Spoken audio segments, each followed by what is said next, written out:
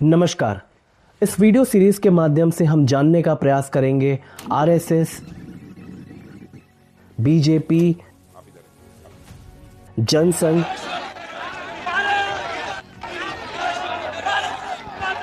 और हिंदू महासभा के बारे में। क्या ये सारी ऑर्गेनाइजेशन एक हैं? आइडियोलॉजिकली क्या इनके में कोई सिमिलैरिटी है? इनकी उत्पत्ति किन परिस्थितियों में हुई? इन्होंने गठन कैसे किया? कब से कब तक ये एक्टिव रहे? आज इनकी स्थिति क्या है और किस तरह से इनका योगदान रहा स्वाधीनता संग्राम में, संविधान निर्माण में, और आज तक इनको किन परिस्थितियों में अपनी डे टू डे फंक्शनिंग करते हैं, इसके बारे में इन डिटेल जानने का प्रयास करेंगे इस वीडियो सीरीज के माध्यम से। तो आइए जानते हैं आरएसएस, बीजेपी, जनसंघ और हिंदू महासभा के बारे में। प्रथम चरण में हम बात करेंगे आरएसएस की स्थापना कब हुई, किन परिस्थितियों में हुई और किसके द्वारा हुई। बेसिक इसके फाउंडिंग फादर्स कौन रहे हैं, उनका परिचय क्या रहा है और आरएसएस की मुख्यतः स्वाधीनता संग्राम में भूमिका क्या रही है। आरएसएस की स्थापना 1925 27 सितंबर को हुई थी। डॉक्टर केशव बालीराम हेडगेवार जी ने आरएसएस यानी कि राष्ट्रीय स्वयंसेवक संघ की स्थापना की थी 1940 तक।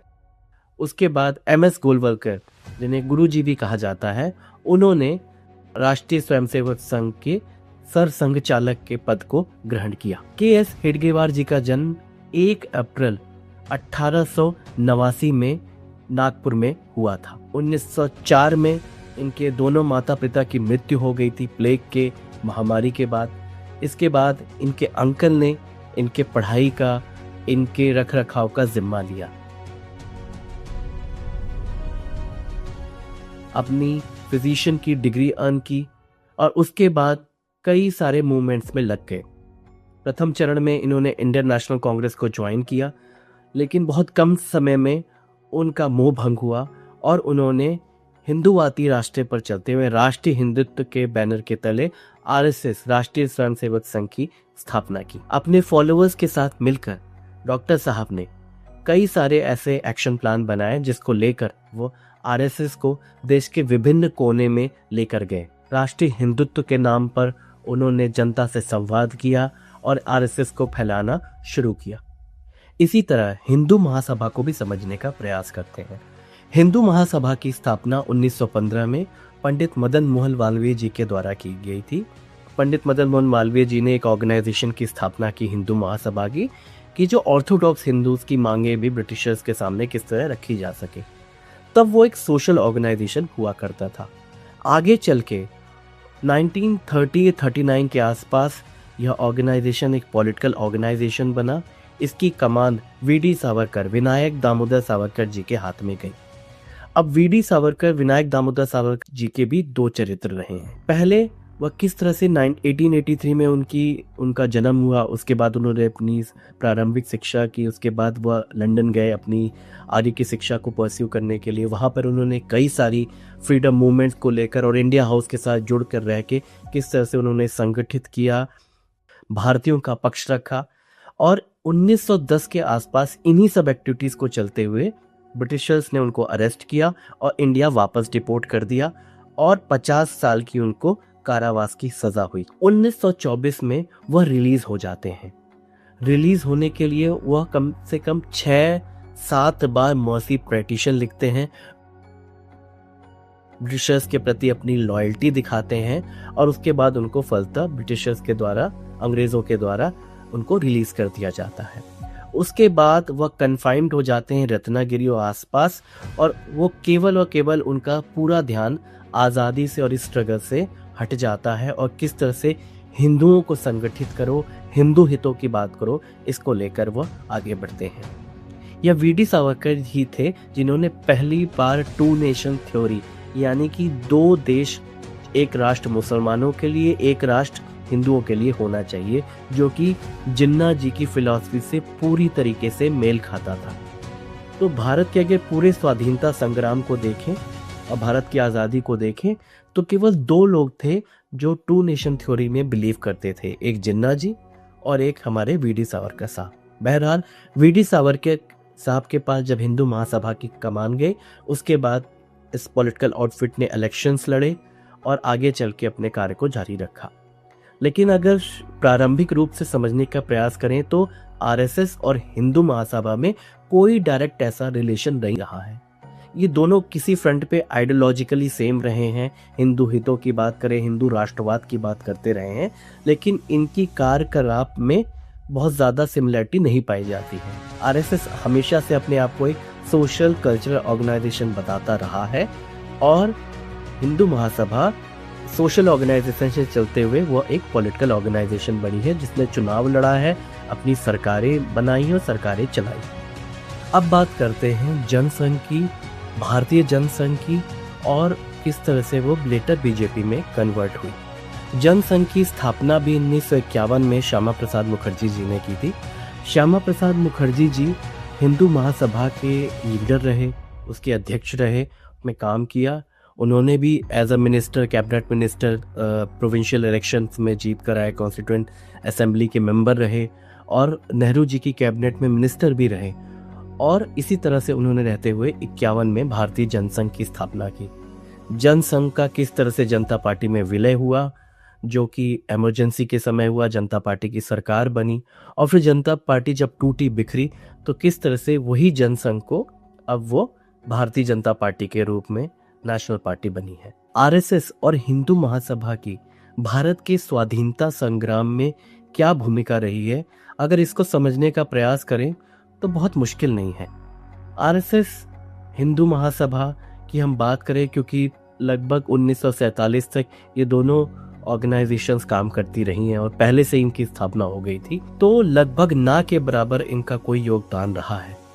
उल्टा आरएसएस और हिंदू महासभा ने वो सारे हथकंडे अपनाए कि किस तरीके से जितने भी फ्रीडम स्ट्रगल के इम्पोर्टेंट स्टेजेस रही हैं, चाहे वो क्विट इंडिया मूवमेंट रहा हो, चाहे वो पूर्ण स्वराज रहा हो, किस तरीके से उसका पूरी तरह से खंडन हो सके, भारतीयों के मन से इस स्वाधीनता संग्राम को हटाया जा सके, पूरी तरीके से आरएसएस के द्वारा और हिंदू महासभा के द्वारा कोशिश की गई है। और यहाँ जितने भी विचार रखे गए हैं, यह सारे विचार आरएसएस के खुद के बुक्स, खुद के संग्रह के द्वारा हैं, बंच ऑफ थॉट जो इनके खुद के नेताओं के द्वारा और इस तरह का जो आरएसएस का मटेरियल है उसके द्वारा ही यह बात निकल के सामने आई है। अब कुछ एग्जांपल्स लेते हैं जिससे कि आरएसएस की भूमिका स्पष्ट हो जाती है फ्रीडम स्ट्रगल में। उनके खुद के कॉन्टेक्स्ट में समग्र दर्शन खंड 4 के पृष्ठ संख्या 39 और 40 में डॉक्टर हेडगेवार के बारे में लिखते हैं गोलवलकर जी कि कुछ लोगों का समूह था जो गोलवलकर जी के पास आया। उन्होंने बोला कि डॉक्टर जी, तब तक आरएसएस की स्थापना हो गई थी, कि किस तरह से डॉक्टर जी हम सब लोगों को, यानी कि आरएसएस और उनसे जुड़े हुए लोगों को भी स्वाधीनता संग्राम में अपनी भूमिका निभानी चाहिए। उस समय जब उसी सज्जन ने डॉक्टर जी से कहा कि वे जेल जाने के लिए तैयार हैं, तो डॉक्टर जी ने कहा जरूर जाओ, लेकिन अपने पीछे परिवार को कौन चलाएगा इसका भी ध्यान रखना। उस सज्जन ने बताया 2 साल तक केवल परिवार चलाने के नहीं बल्कि आवश्यकता अनुसार जुर्माना भरने के लिए भी मेरे पास पर्याप्त व्यवस्था है। तो डॉक्टर जी ने कहा कि आपने पूरी व्यवस्था कर रखी है, तो अब 2 साल के लिए संघ का ही कार्य करने के लिए निकालो। घर जाने के बाद वह सज्जन न जेल गए न संघ का कार्य करने के लिए बाहर निकले। किस तरीके से उन्होंने जो लोग उनके पास आए उनके विशेष के लिए और उनको किस तरह से उनके मार्गदर्शन के लिए उनको हतोत्साहित करने का काम किया, यह खुद आरएसएस के ही दूसरे सरसंघ चालक, जिन्हें गुरुजी गोलवलकर कहा जाता है, वह उसके बारे में कह रहे होते हैं। इसी तरीके से आगे चल के भी उन्होंने किस तरीके से लिखा है कि 1920-21 के आंदोलन के बाद लड़कों का उद्दंड होना शुरू हो गया था, नेताओं पर कीचड़ उछालने का प्रयास किया था, परंतु संघर्ष के बाद उत्पन्न होने वाला यह अनिवार्य परिणाम है। बात इतनी ही है कि इन परिणामों को काबू में रखने के लिए ठीक व्यवस्था नहीं कर पाए। 1942 के बाद तो कानून का विचार करने की आवश्यकता नहीं है, ऐसा प्रयास सोचने लगे थे। यह आंदोलन विशेष रूप से बिहार में खूब चला। आज हम देखते हैं कि गाड़ियां रोकना, साइकिल खींचना, बिना टिकट प्रवास करना आदि बातें वहां आमतौर पर चलती हैं। ये सारी अव्यवस्था और विचित्र देखने वाली परिस्थिति संघर्ष के कारण ही निर्माण हुई है। अगर इस पूरे कॉन्टेक्स्ट को देखा तो यह क्विट इंडिया मूवमेंट के बारे में हो रही है कि किस तरीके से वहां पर गाड़ियां रोकी जा रही हैं, ट्रेनों का इस्तेमाल अपना प्रोटेस्ट दर्ज कराने के लिए किया जा रहा है। और 2021 में जिस उद्दंड बालकों की बात कर रहे थे वो हमारे देश के महान क्रांतिकारी रहे हैं, जिन्होंने हंसते हंसते अपने प्राण न्यौछावर कर दिए और फंदे पर झूल गए। इसी तरह से आगे चलते हुए भी जब 1942 में क्विट इंडिया मूवमेंट हो रहा था तो लगातार हिंदू महासभा की तरफ से भी और आरएसएस की तरफ से भी कई सारे पत्र लिखे गए, आर्टिकल्स लिखे गए, अपने विचार रखे गए कि किस तरह से भारतीयों को इस आंदोलन में, सरकार विरोधी इस आंदोलन में नहीं भाग लेना चाहिए। उस समय भी जितनी स्पीचेस हुई, कॉन्फ्रेंसेस हुई, जो सेमिनार्स भी होते थे आरएसएस के या उनके नेताओं के या हिंदू महासभा के नेताओं के, उसमें लगभग किस तरीके से अंग्रेजों का विरोध लगभग ना के बराबर होता था। अंग्रेजी शासन के बारे में या किसी के बारे में भी टिप्पणी, लगभग कोई नकारात्मक टिप्पणी नहीं होती थी। बल्कि गुरु गोवर्धन के 1960 के इंदौर मध्य प्रदेश के अपने भाषण में उन्होंने कहा था कि हमें स्मरण होगा कि हमने प्रतिज्ञा में धर्म और संस्कृति की रक्षा कर राष्ट्र की स्वाधीनता का उल्लेख किया है।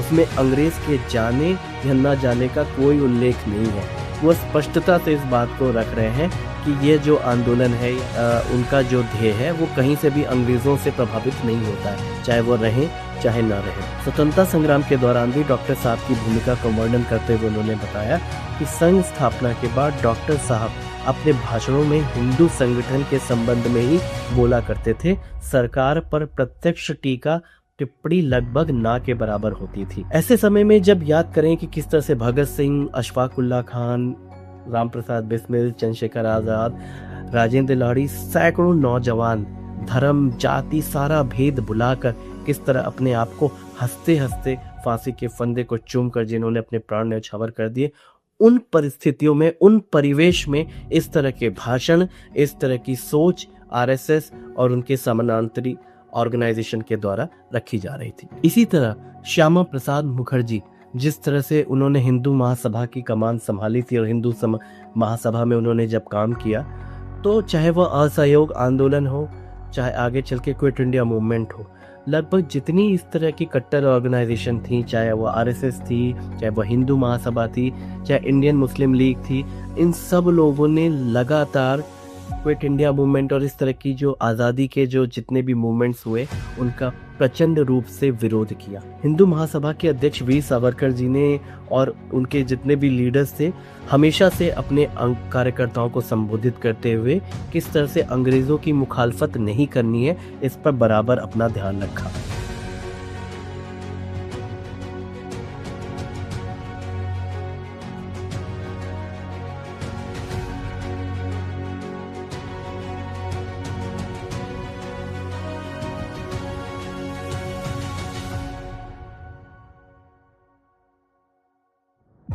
श्यामा प्रसाद मुखर्जी जी ने 26 जुलाई 1942 को अंग्रेजों को पत्र लिखा। उन्होंने लिखा कि अब मैं उस स्थिति की चर्चा करूंगा जो कांग्रेस द्वारा शुरू किए गए व्यापक आंदोलन क्विट इंडिया मूवमेंट की बात हो रही है, के कारण प्रांत में बन सकती है।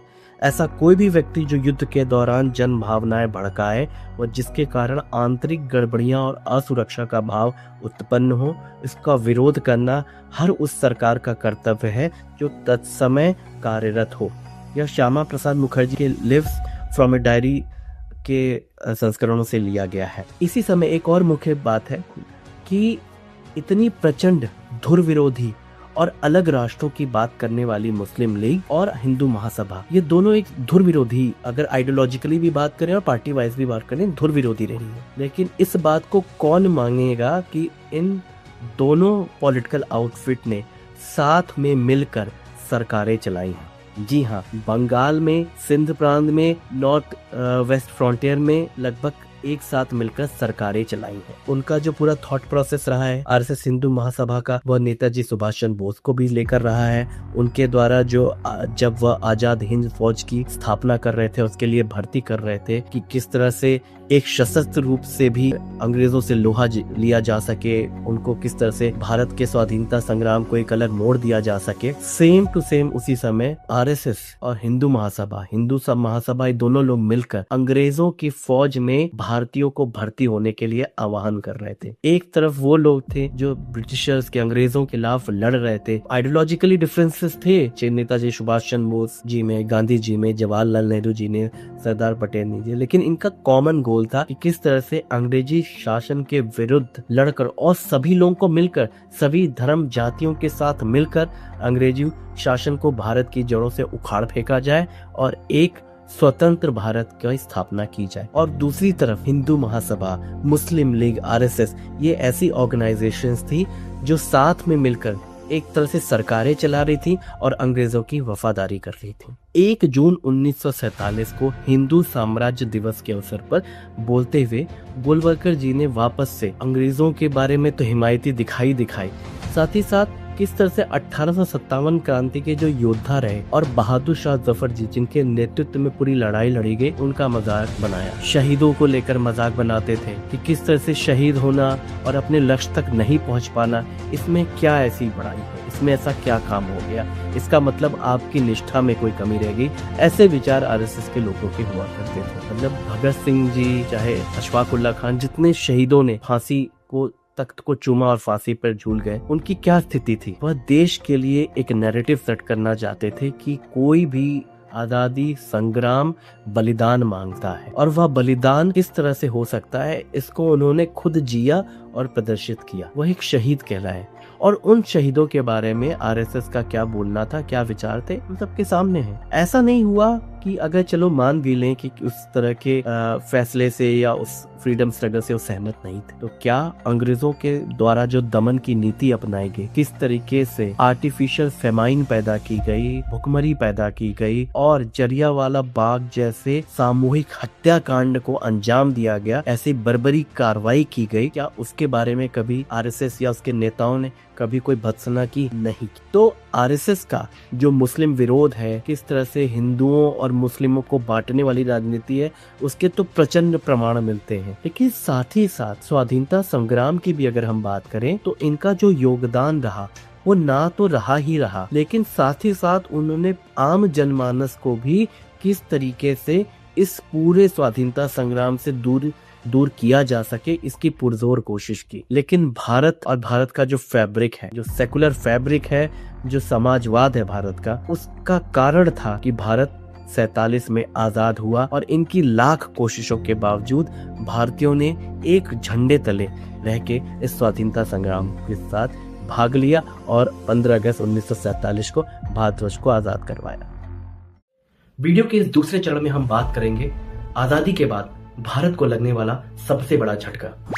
गांधी जी की निर्मम हत्या कर दी गई। पूरा देश शौक में था, हर तरफ शोक की लहर थी। उस समय देश के सभी बड़े नेताओं के क्या वक्तव्य रहे, क्या रिएक्शन रहे, इसको भी समझने का प्रयास करेंगे। कौन लोग थे जो इसके पीछे जिम्मेदार थे? इसी समय एक और महत्वपूर्ण विषय पर काम चल रहा था, जो थी भारत की आत्मा, भारत का संविधान। किस तरह से कॉन्स्टिट्यूएंट असेंबली की स्थापना हुई, संविधान की ड्राफ्टिंग हुई, संविधान अमल में लाया, कौन कौन लोग इसके पीछे जिम्मेदार थे, इसको भी डिटेल में समझने का प्रयास करेंगे इस वीडियो के माध्यम से। 15 अगस्त 1947 को भारत आजाद हुआ। पंडित जवाहरलाल नेहरू का वो फेमस भाषण ट्रिस्ट विद डेस्टिनी का, at the stroke of midnight hour when the world sleep India will awake to life and freedom, हम सबके कानों में जब गूंजता है रोंगटे खड़े हो जाते हैं। पूरा भारत सेलिब्रेट कर रहा था अपनी इस आजादी को, लेकिन साथ ही साथ एक दुख और दर्द था अपने ही एक हिस्से को काट कर दूसरा देश बनाने का, पाकिस्तान बनाने का। एक तरफ आत्मा रो रही थी और दूसरी तरफ भारत उसी चीख पुकार के बीच में एक सेलिब्रेशन भी कर रहा था। भारतवासी आजाद भारत के सपने को सच होता हुआ देख रहे थे। भारत के आजाद होने के बाद एक ऐसी घटना हुई, विभत्स घटना हुई, जिसने पूरे देश को झकझोर कर रख दिया। वो थी गांधी जी की निर्मम हत्या। जब भी भारत की स्वाधीनता संग्राम का जिक्र हो और महात्मा गांधी जी का उल्लेख हो, तो दोनों चीजें अपने आप में भारत का गौरव बढ़ा देती है, भारत के संघर्ष की कहानी बयां करती है। महात्मा गांधी जी ने किस तरह से सत्याग्रह, एक ऐसा टूल इजाद किया जो केवल भारतवर्ष के लिए नहीं, आगे आने वाले समय में संपूर्ण विश्व के लिए क्रांति की एक मशाल बना। किस तरीके से चाहे नेल्सन मंडेला जी हो, मार्टिन लूथर किंग हो और विश्व की ऐसी तमाम बड़ी हस्तियां जिन्होंने गांधी जी के इस सत्याग्रह रूपी आदर्श को अपने जीवन में आत्मसात किया और हर जगह लड़ाई के लिए, रेवोल्यूशन के लिए ये एक टूल बना, एक अस्त्र बना। भारत की आजादी के साथ ही किस तरह से भारत के विभाजन की भी कहानी गढ़ी जा रही थी, उससे पूरा देश दुखी था, त्रस्त था। करोड़ों लोग खासतौर से बंगाल और पंजाब में पलायन करने को मजबूर थे। कई लाखों लोग इन हिंसक वारदात के शिकार हुए। उनको कई पीढ़ियों तक इस दर्द को झेलना पड़ा। चाहे पंजाब हो, चाहे बंगाल हो, हर तरफ चीख पुकार मची हुई थी। लोग पलायन करने को मजबूर थे। गांधी जी और पूरा शासन मिलकर इस विभाजन को किस तरह से, इसके दुख को कम किया जा सके, हिंसा को कम किया जा सके, इस पर जोर दे रहे थे। 30 जनवरी 1948 को गांधी जी की निर्मम हत्या कर दी गई थी। बिरला हाउस में दिल्ली में उनके सीने में 3 गोली मारी गई। नाथूराम गोडसे उस आतंकवादी ने 3 गोलियों के शिकार करके बापू जी की जान ले ली। वो हमारे बीच से चले गए। नाथूराम गोडसे का किस तरह से आरएसएस और हिंदू महासभा से जुड़ाव रहा है, यह कई सारी स्टोरीज में, कई सारे छानबीन में उस समय की सरकार ने इस बात को स्थापित किया। एक बार और जो मिथ फैलाई जाती है कि गांधी जी किस तरह से भारत के पार्टीशन के लिए जिम्मेदार थे और उनका झुकाव लगातार एक वर्ग की तरफ था, जिसकी वजह से कुछ लोग उग्र हो गए, उनके मन में इस तरह के विचार आए और फलतः गांधी जी को शहीद कर दिया गया। लेकिन सच्चाई इसके विपरीत थी। 1944 में मई और सितंबर महीने में भी इसी आतंकवादी नाथूराम गोडसे ने गांधी जी की हत्या का प्रयास करने की कोशिश की थी। किस तरीके से जिस दिन ये घटना हुई 30 जनवरी को, उसके 10 दिन पहले भी एक बार एक बॉम्ब एक्सप्लोजन किया गया। मदन लाल करके एक व्यक्ति था जो कि पंजाब से जो रिहेबिलेट हुआ था, एक शरणार्थी बन के आया था, और उसने किस तरह से गांधी जी को अपनी दिशा और दशा के लिए जिम्मेदार माना और गांधी जी की हत्या के लिए प्रयास किया। वो प्रयास असफल हुआ। मदन लाल की गिरफ्तारी हुई और किस तरह से गांधी जी की उसके बाद चौक चौबंद सुरक्षा बढ़ा दी गई। लेकिन गांधी जी तो गांधी जी, उन्होंने इस सुरक्षा को अपने और जनता के बीच में दूरी समझा और सख्त निर्देश दिए गए कि इस तरह की कोई भी सिक्योरिटी उनके प्रीमाइसेस में और उनके आसपास नहीं होनी चाहिए। उसी का खामियाजा पूरे देश को भुगतना पड़ा। 30 जनवरी को एक आतंकवादी वारदात हुई, देश की पहली आतंकवादी वारदात हुई और गांधी जी के छाती में 3 गोलियां डाल दी गई, जिससे बापू हम सबके जीवन से चले गए। 78 साल की उम्र में महात्मा गांधी जी की मृत्यु हो गई। उसी दिन या कहें हर दिन गीता का पाठ करते हुए, सुनते हुए गांधी जी का सूर्योदय होता था। प्रतिदिन अपनी शुरुआत करते थे और गांधी जी की जब मृत्यु हो रही थी, जब वो एकदम मरणासन अवस्था में थे, तब भी लगातार गीता का पाठ चल रहा था। भगवान के आदर्शों को अपने जीवन में किस तरह उतारा, उन आदर्शों पर चले और हम करोड़ों भारतीयों को आज भी अपने उन आदर्शों से प्रेरित करते हैं। इसके लिए बापू आज भी हम सबके सीने में, भारत की आत्मा में जिंदा है। बिरला हाउस से नाथूराम गोडसे को पकड़ लिया गया, पुलिस ने अरेस्ट कर लिया और मई 1948 में नाथूराम गोडसे और 6 अन्य लोगों पर हत्या का मुकदमा चला। नवंबर 1948 को नाथूराम गोडसे और आप्टे को फांसी की सजा हुई। इस शॉकिंग घटना के तुरंत बाद सरदार पटेल तत्कालीन गृह मंत्री ने आरएसएस और हिंदू महासभा पर बैन लगा दिया।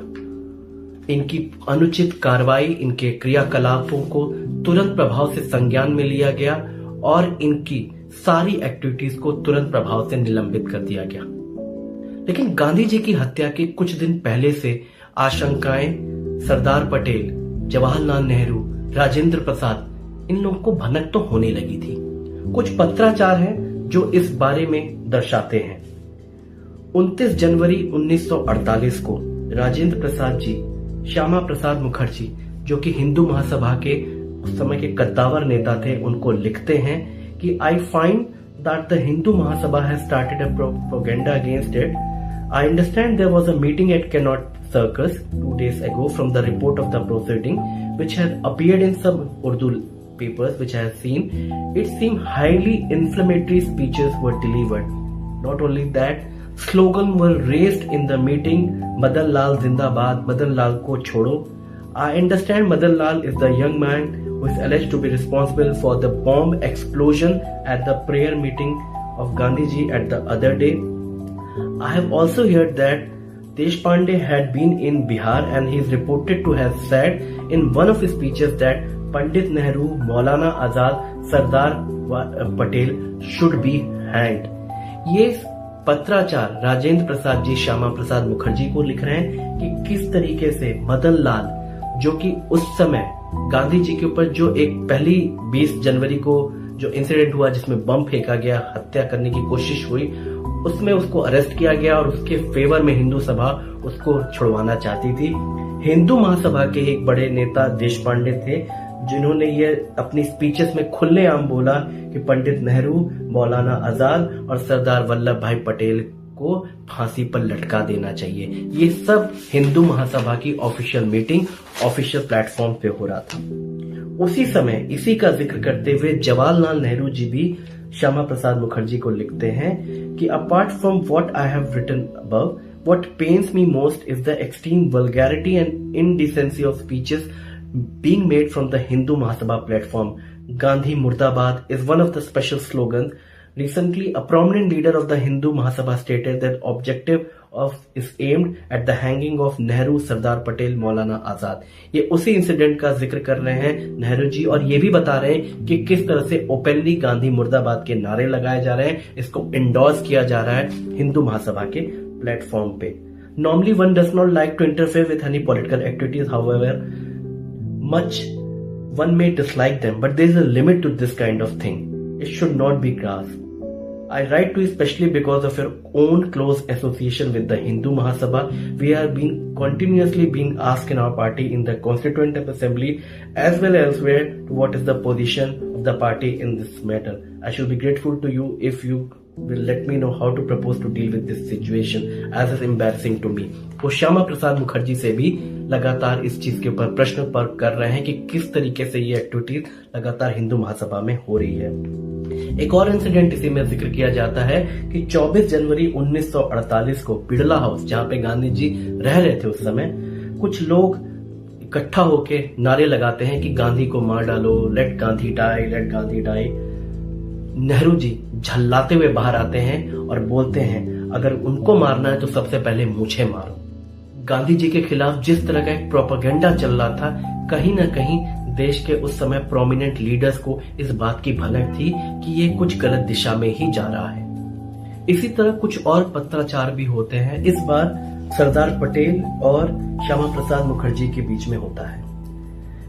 8 फरवरी 1948 का ये पत्र है जिसमें वल्लभ भाई पटेल लिखते हैं श्यामा प्रसाद मुखर्जी को कि वो एक लाहड़ी, महंत दिग्विजयनाथ और देशपांडे, इन 3 लोगों की रिहाई के बारे में बात कर रहे हैं जो कि की कॉन्स्पिरेटर्स थे इस तरह की जो विभत्स घटना हुई उसके पीछे, और उसको रिलीज करवाने के लिए श्यामा प्रसाद मुखर्जी जी ने सरदार पटेल को लेटर लिखा। उसी का जवाब देते हुए सरदार जी पटेल जी कह रहे हैं कि at this junction of time, I'm afraid it is difficult in these circumstances to agree to release these 3 persons, but when you come here, we can have a further talk and decide what to do. इन तीनों लोगों को किस तरह से वो भी इस परिस्थितियों में इनको छोड़ा तो नहीं जा सकता, इनके ऊपर इंक्वायरी चली, उसी का जिक्र कर रहे हैं। लेकिन श्यामा प्रसाद मुखर्जी जी का पत्र था जिसमें वो लाड़ी और इन 2 लोगों को चाहते थे कि उनका नाम हटा दिया जाए। इसी तरह 18 जुलाई 1948 का ये पत्र है जिसमें अगेन रिप्लाई करते हुए लिखते हैं सरदार वल्लभ भाई Patel, this thank you for your later on 17 July 1948 about the meeting with provincial premises. There is no doubt in my mind that the extreme section of the Hindu Mahasabha was involved in this conspiracy. This conspiracy means Gandhi ji की हत्या के बारे में बात हो रही है यहाँ. The activities of the RSS constitute a clear threat to the existence of government and state.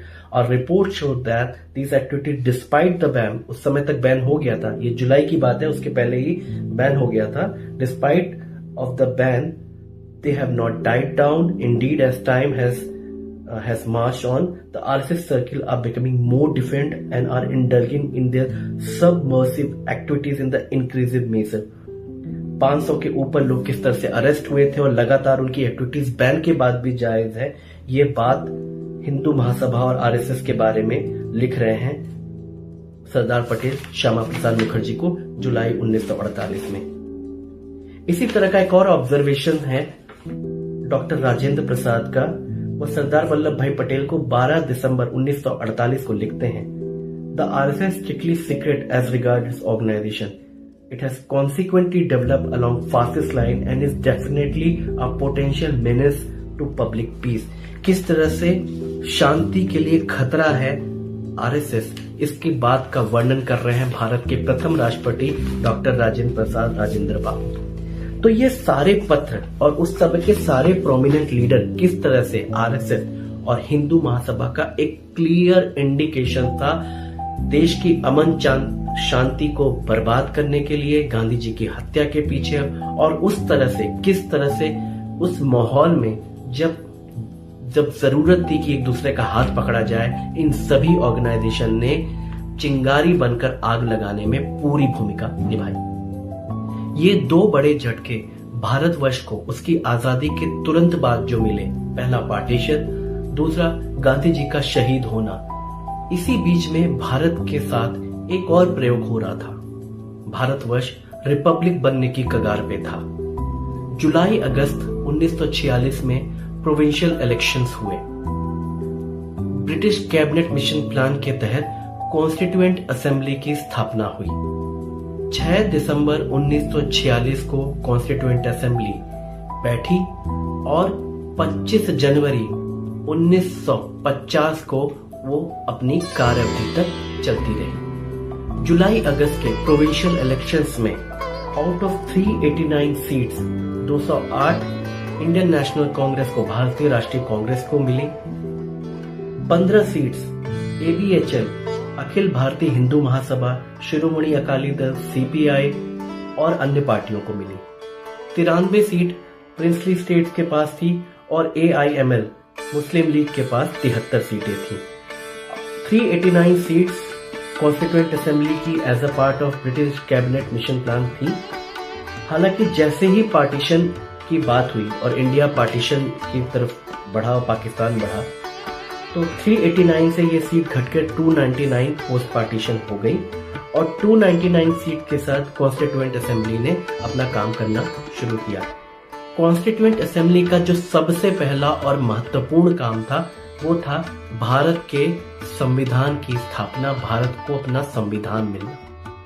2 साल 11 महीने 17 दिन लगे और लगभग 11 सेशंस चले इस संविधान को अपने आखिरी रूप तक पहुंचने में. 26 नवंबर 1949 को संविधान अडॉप्ट किया गया और 26 जनवरी 1950 से भारत का संविधान लागू किया गया, जिसे हम रिपब्लिक डे के रूप में मनाते हैं. कॉन्स्टिट्यूएंट असेंबली के जो पहले प्रेसिडेंट थे वो थे doctor Sachchidanand Sinha. Permanent president doctor Rajendra Prasad, जो आगे चल के भारत के राष्ट्रपति भी बने. Vice president HC Mukherjee, VT कृष्णनंदानी थे. कॉन्स्टिट्यूएंट एडवाइजर बीएन राव और ड्राफ्टिंग कमेटी, जो कॉन्स्टिट्यूशन को ड्राफ्ट करने की जो कमेटी थी, उसके चेयरमैन थे बाबा साहब डॉक्टर भीमराव अंबेडकर. इन सभी प्रोमिनेंट मेंबर्स के प्रयास से भारत का संविधान हुआ. इसमें खूब बहस हुई हर एक बिंदु पे, फंडामेंटल राइट्स पे, फंडामेंटल ड्यूटीज पे, इलेक्शन प्रोसेस पे, जुडिशरी पे, लेकर कई सारे विषयों पर महत्वपूर्ण लगभग 3 साल तक डिबेट हुई और उसके बाद अथक प्रयासों से भारत का संविधान लागू हुआ। इस कॉन्स्टिट्यूएंट असेंबली में सारी विचारधारा के लोग जुड़े थे, एक्सट्रीम राइट, लेफ्ट, सेंटर, सारी विचारधारा थी। शिरोमणि अकाली दल, हिंदू महासभा जैसी पार्टियां थी, तो वहां पर सीपीआई जैसी पार्टी भी थी, इंडियन नेशनल कांग्रेस जैसी भी पार्टी थी। तीसरे और इस अंतिम वीडियो में हम समझने का प्रयास करेंगे आरएसएस के विचार तिरंगे और भारत के संविधान को लेकर। किस तरीके से आरएसएस के ऊपर से बैन हटाया गया। पिछले वीडियो में हमने बताया था आरएसएस के ऊपर बैन लगा दिया गया था। क्या आगे चल के भी आरएसएस पे कोई कभी कार्रवाई हुई? आरएसएस और उनके नेताओं के विचार भारत में होने वाले महत्वपूर्ण घटनाक्रम पे, जैसे कि 1962 Indo China war, Rajiv Gandhi ji की हत्या, जेपी मूवमेंट और अन्य कई पड़ाव। आरएसएस का इवोल्यूशन कैसे हुआ उनके विचारों के रूप में देखें तो उनके फॉर्मेशन के समय जो उनके विचार थे और आज के आरएसएस में क्या भिन्नता या क्या समानता है। आज आरएसएस और हिंदू महासभा की क्या स्थिति है, क्या पोजीशनिंग है, इस वीडियो में इसको डिटेल से समझने का प्रयास करेंगे। जी की हत्या के तुरंत बाद फरवरी 1948 में आरएसएस पे बैन लगा दिया गया था। तत्कालीन गृह मंत्री सरदार वल्लभ भाई पटेल ने आरएसएस के कई सारे कार्यकर्ताओं को और नेताओं को जेल भेज दिया गया था। खुद सरसंघ चालक गोलवलकर जी को भी कारावास में डाल दिया गया था। ये पहली बार थी जब आरएसएस में बैन लगाया गया था। आरएसएस पर कुल 3 बार बैन लगाया गया था, 1948 में, 1975-77 इमरजेंसी के दौरान और 1992 में जब बाबरी मस्जिद का विध्वंस हुआ। 1948 में पहली बार थी जब आरएसएस पे बैन लगाया गया था। गांधी जी की हत्या में शामिल होने के कई सारे सबूत थे, कुछ लिंक्स थे, टेरर लिंक्स थे, जिसको देखते हुए सरदार पटेल जी ने बैन लगाया। आरएसएस के साथ कई सारी निगोशिएशन चली, कई सारे जो उनके नेताओं ने परस्यू किया गृह मंत्री को और कांग्रेस के कई सारे लीडर्स को आश्वासन दिया, क्योंकि पहले आरएसएस का स्टैंड था वो भारत के संविधान को नहीं मान रहे थे, पक्षपातपूर्ण मांग रहे थे, कई सारे मुद्दों पर उनके विपरीत राय रही थी और वो तिरंगे को भी मानने से इनकार कर रहे थे। लेकिन बाद में कई सारी निगोशिएशन हुई और आरएसएस ने यह भरोसा दिलाया कि वह भारत की आत्मा को पूर्ण रूप से सम्मान देगा, मतलब संविधान को और तिरंगे को सम्मान देगा, अपनी पार्टी का भी संविधान बनाएगा जो कि भारत के संविधान और तिरंगे में आस्था रखता है। कई सारे टॉक्स नेगोशिएशंस के बाद 1 साल बाद आरएसएस पर बैन हटा दिया गया। उसके बाद आरएसएस की कई सारी गतिविधियां चलती रही। आरएसएस ने डायरेक्टली कन्फ्रंट करने के लिए भारत सरकार को ऐसा कोई मौका नहीं दिया। जनसंघ की स्थापना हुई जो कि एक पॉलिटिकल विंग बन के आया आरएसएस का। हिंदू महासभा ऑलरेडी उस समय फंक्शनल थी जो एक अलग पॉलिटिकल पार्टी के, वो शुरू से लगभग एक पॉलिटिकल पार्टी के तौर पर ही काम कर रही थी। उसी समय होता है India China war. 1962 India China war में आरएसएस और इनसे जुड़ी सभी ऑर्गेनाइजेशंस ने पूरी तरीके से भारत सरकार का साथ दिया, लोगों का भी आह्वान किया कि किस तरीके से वो भारत सरकार के साथ खड़े हों। कई सारे, हालांकि एक हिंदू अस्मिता के नाम पर उन्होंने लोगों को मैसेजेस देने की कोशिश की कि वो सेना में भर्ती हों और देश के लिए फ्रंट लाइन पर जाएं, लड़ें। साथ ही साथ नेहरू जी की जो सरकार चल रही थी उस पर कई सारी टीका टिप्पणी थी, कमियां निकाई कि लैक ऑफ रिसर्च था, जो हिंदी चीनी भाई भाई का नारा दिया गया था उसको भी पूरी तरीके से कटघरे में खड़ा किया नेहरू जी की सरकार को और बताया कि किस तरह से लैक ऑफ प्रिपेयर्डनेस थी सरकार की तरफ से, इस घटना को भाप नहीं पाएगी, इसका खामियाजा देश को भुगतना पड़ा। 1962 वॉर के बाद होता है इमरजेंसी और उसी के साथ साथ होता है जेपी आंदोलन। इमरजेंसी को भी लेके कई सारे क्लेम्स हैं कि किस तरीके से इमरजेंसी का खुलकर विरोध किया था आरएसएस, हिंदू महासभा और इन ऑर्गेनाइजेशंस ने। लेकिन एक क्लेम ये भी है, एक इंटरव्यू हुआ था टीवी राजेश्वर जो फॉर्मल आईबी चीफ थे, करण थापर जी के साथ इंडिया टुडे के एक इंटरव्यू में उन्होंने बताया कि आरएसएस के उस समय के जो सरसंघ चालक थे देवड़ा जी, उन्होंने किस तरीके से इंदिरा गांधी के इमरजेंसी लगाने के डिसीजन को सपोर्ट किया था। राजेश्वर जी कहते हैं कि RSS chief in 1970 Bala Saheb Deoras has supported Indira Gandhi और some measures taken by her during the emergency. Rajeshwar revealed that Deva has quietly established a link with the PM house and he wanted to meet PM और संजय गांधी जी से मिलना चाहते थे, लेकिन Mrs Gandhi ने refuse कर दिया था। वो एक और शॉकिंग बात मेंशन करते हैं, the organisation has specifically conveyed its support to the Congress in the post emergency elections in 1977 when the Jungsang as a part of Janata Party was fighting Indira Gandhi. The RSS its parent organization was discreetly on Indira's side. किस तरीके से जनसंघ, जिसका जनता party में विलय हो गया था, वह लड़ रही थी, खिलाफ लड़ रही थी इमरजेंसी और इंदिरा गांधी जी के जो डिसीजंस लिए गए थे उनके ऑटोक्रेटिक बिहेवियर के खिलाफ जन आंदोलन बन गया था। और दूसरी तरफ आरएसएस एक सीक्रेट मीटिंग के थ्रू कांग्रेस को सपोर्ट कर रही थी। ये उस समय के आईबी चीफ राजेश्वर जी अपने इंटरव्यू में करण थापर जी को बता रहे होते हैं। हालांकि कई सारे और भी फ्रेगमेंट्स है, कई सारे और सोर्सेस में कि बताया गया है कि एबीवीपी, हिंदू महासभा, आरएसएस सबने लगभग जेपी आंदोलन का सपोर्ट किया, उसको स्ट्रेंथन किया, इंदिरा गांधी जी के खिलाफ लड़े, आंदोलन बनाया और जनता पार्टी में अपने को विलय करके जेपी मूवमेंट को स्ट्रॉन्ग किया और जनता पार्टी की फलता सरकार बनी। इसी के साथ साथ फिर से वापस से जब जनता पार्टी टूटती है, वापस से फिर इंदिरा गांधी जी सरकार में आती हैं, उसमें एक और घटनाक्रम होता है जो कि होता है ऑपरेशन ब्लू स्टार। अब इसको लेकर भी कई सारे तथ्य हैं। आज भारतीय जनता पार्टी के लोग कुछ भी बोल लें, इंदिरा गांधी जी के साथ कंधे से कंधा मिलाकर आरएसएस और इनसे जुड़ी सारी ऑर्गेनाइजेशन खड़ी थी कि बिल्कुल एक मिलिट्री ऑपरेशन करना चाहिए, स्वर्ण मंदिर में ऑपरेशन ब्लू स्टार को करना चाहिए, ताकि जिस तरीके से खालिस्तानी मिलिटेंट पूरा कब्जा कर चुके हैं और सरकार के खिलाफ एक आतंक का समूह बना चुके हैं, उनके खिलाफ एक मिलिट्री एक्सरसाइज करनी चाहिए। एलके आडवाणी जी ने कई सारी पदयात्राएं की, धरने पर बैठ गए थे आरएसएस और भारतीय जनता पार्टी के नेता कि सरकार को एक स्ट्रॉन्ग मिलिट्री ऑपरेशन करना चाहिए। आज भारतीय जनता पार्टी के लोग उसको लेकर कितनी गालियां देते हैं। हालांकि यही एक वजह बनी जिसको लेकर इंदिरा गांधी जी की भी निर्मम हत्या कर दी गई थी उन्हीं के बॉडीगार्ड्स के द्वारा। और इसी का नतीजा था कि फिर दिल्ली में हुए और देश भर में 1984 सिख राइट्स। अब सिख राइट को लेकर भी भारतीय जनता पार्टी का अलग अलग पक्ष है। जैसा कि हमने बताया कि 1984 में आरएसएस और बीजेपी के बड़े नेता एलके आडवाणी, अटल बिहारी वाजपेयी जी लोग ऑपरेशन ब्लू स्टार के पूरे पक्षधर थे, लगातार इसके कार्रवाई के लिए धरना कर रहे थे, प्रदर्शन कर रहे थे। 8 नवंबर 1984 में नानाजी देशमुख जो जनसंघ के एक बड़े नेता थे और इनको हाल फिलहाल में मोदी जी की सरकार ने भारत रत्न से सम्मानित किया है, उन्होंने अपने एक ऐसे मोमेंट ऑफ सोल सर्चिंग में लिखा था कि इंदिरा गांधी जी ने जो काम किया था ऑपरेशन ब्लू स्टार में वो सराहनीय है।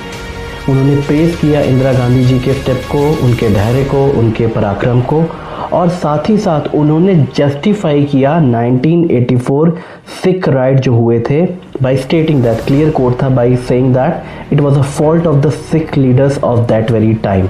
इसी तरह 1985 में अरुण शौरी जी जो एक और बीजेपी के बड़े नेता थे, कैबिनेट मिनिस्टर रहे थे अटल बिहारी वाजपेयी जी की सरकार में, उन्होंने भी पूर्णतः ऑपरेशन ब्लू स्टार का समर्थन किया था। अब भारतीय जनता पार्टी के लोग कांग्रेस को तो खड़ा करते ही, कांग्रेस पूर्ण रूप से जिम्मेदार थी, कांग्रेस के बड़े बड़े नेता शामिल थे सिख राइट में, लेकिन कहीं ना कहीं आरएसएस के लोग और आरएसएस के लीडर्स, संघ के लीडर्स ने भी मौन चुप्पी साधी हुई थी। और नानाजी देशमुख तो खुद इस बात को कबूल भी कर रहे हैं अपने लिखित वक्तव्य में। इंदिरा गांधी जी की हत्या के बाद राजीव गांधी जी को भारत का प्रधानमंत्री बना दिया जाता है, उनको पद और गोपनीयता की शपथ दिलाई जाती है। राजीव गांधी जी के बाद उन्होंने इंदिरा गांधी जी की सरकार की कमान किस तरह से ब्यूटीफुली संभाली, और उसके बाद जो जनरल इलेक्शंस आए उसमें कांग्रेस को अप्रत्याशित जीत मिली, जो शायद पंडित साहब के रहते हुए और इंदिरा गांधी को भी वो जो मेजॉरिटी हासिल नहीं हुई थी। इसी को लेकर ballot 10 episodes that have reshaped India's democracy, Rashid Kidwai क्या लिखते हैं, RSS rallied behind Rajiv Gandhi bid for PM chair after Indira Gandhi. Riding on the sympathy of Indira Gandhi brutal assassination, he traveled 50,000 kilometers. कई सारी उन्होंने अच्छी रैलियां की, ज़मीन पे काम किया. And there was a talk of secret meeting between Rajiv Gandhi, then RSS chief Bala Saheb Devra, resulting in the RSS cadre supporting the Congress in 1984 Lok Sabha election despite the presence of the political scene by BJP. The RSS supported a Congress that was led by a young man with little experience in politics or governance. Their move was significant on several counts because entirely Bharatiya Janata party, जो कि उनकी एक wing थी, वो खुद भी इस election में पार्ट ले रही थी. किस तरीके से राशिद किदवई जी बताते हैं कि आरएसएस के सरसंघचालक जो देवड़ा साहब थे, उनके साथ एक सीक्रेट मीटिंग हुई. उन आरएसएस ने बैक चैनल से कांग्रेस को सपोर्ट किया लोकसभा चुनाव में 1984 में, जबकि बीजेपी जो 1980 में फॉर्म हुई और पॉलिटिकल विंग थी ऑफिशियली आरएसएस की, वो खुद भी चुनावी मैदान में थी. तो आरएसएस के दोहरे चरित्र, चाहे वो इमरजेंसी हो, 1984 राइट्स हो, उसके बाद के जो जनरल इलेक्शंस हो, किस तरह से रहते हैं वो सबको आराम से दिख सकते हैं. इस तरह से हम कह सकते हैं कि RSS over the period of time evolve हुई. 100 साल पूरे हुए आरएसएस को 2025 में. लेकिन आरएसएस अपने आइडियोलॉजिकल वाइज भी कहें और अपनी भूमिका वाइज भी लगातार इवॉल्व हुई थी. वो किसी एक स्थिर आइडियोलॉजी को उन्होंने पकड़ा नहीं और समय समय पर किस तरह से अपॉर्चुनिस्ट बन के अपनी भूमिका निभाई. जवाहरलाल नेहरू जी कहते हैं कि अगर आरएसएस कहते हैं कि वो इस डायरेक्शन में जा रही है तो मैं उसको अपोजिट डायरेक्शन में ढूंढूंगा. आरएसएस को लेकर पंडित नेहरू जी का जो हमेशा से जो उनकी सोच रही है, वो बार बार सच भी साबित हुई है आरएसएस को लेकर कि आरएसएस कहती कुछ है और करती कुछ है.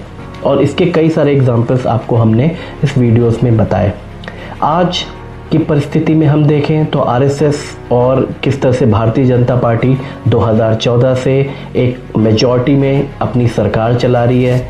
हालांकि 2024 में हुए जनरल इलेक्शंस में उनको एक झटका लगा, लेकिन आरएसएस के साथ मिलकर भारतीय जनता पार्टी सरकार चला रही है. हिंदू महासभा की बात करें तो उनकी करंट पोजीशन बड़ी विवादास्पद है. हिंदू महासभा के इस समय जो अध्यक्ष है स्वामी चक्रपाणी जी महाराज, उनको भी कई लोग अब सेंट नहीं मानते हैं. तो ओवरऑल ये जो पॉलिटिकल आउटफिट एक हिंदू महासभा शुरू हुआ था, उसका एक केस भी चल रहा है.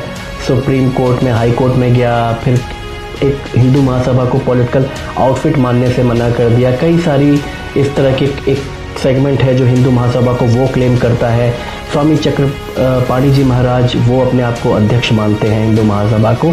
तो हिंदू महासभा का एक ना के बराबर कोई प्रेजेंस है. लेकिन आरएसएस भारतीय जनता पार्टी इस समय रूलिंग गवर्नमेंट है और लगातार अपना काम कर रही है. इस वीडियो के माध्यम से ये जो पूरी सीरीज चली, हमने आरएसएस की एक हिस्ट्री, एक दर्पण दिखाने की कोशिश की. इसलिए अपने इतिहास को और जो भी ऑर्गेनाइजेशन सरकार के साथ रही या सरकार के विपरीत चली, इंडिपेंडेंस पे रही नहीं रही, उनका इतिहास हम सबको जानना अति आवश्यक है.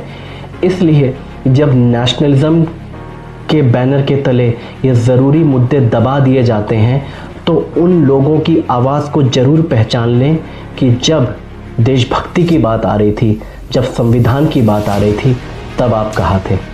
मिलते हैं अगले वीडियो में. जय हिंद, जय भारत. दोस्तों, YouTube वीडियोस का ये सिलसिला आप सभी के साथ ऐसे ही जारी रहेगा. हमारे वीडियोस को ज़रूर लाइक करें, कमेंट करें, अपना महत्वपूर्ण फीडबैक प्रोवाइड करें, जिससे कि हमें एग्जिस्टिंग वीडियोस और अपकमिंग वीडियोस में क्या क्या चीज़ें इम्प्रोवाइज करनी है या क्या चीज़ें इंक्लूड करनी है, इसकी समय समय पर जानकारी मिल सके. हमारे अपकमिंग वीडियोस क्या आने चाहिए, इसमें भी आप अपना इनपुट दे सकते हैं. हमारी कम्युनिकेशन डिटेल चैनल के बायो में है. कहते हैं ना, the more we sweat in practice the less we bleed in war. ये चैनल एक इंक्लूसिव और कोलैबोरेटिव एफर्ट है. तो let us grow as a community all together. हमारे चैनल को ज़रूर लाइक करें, सब्सक्राइब करें.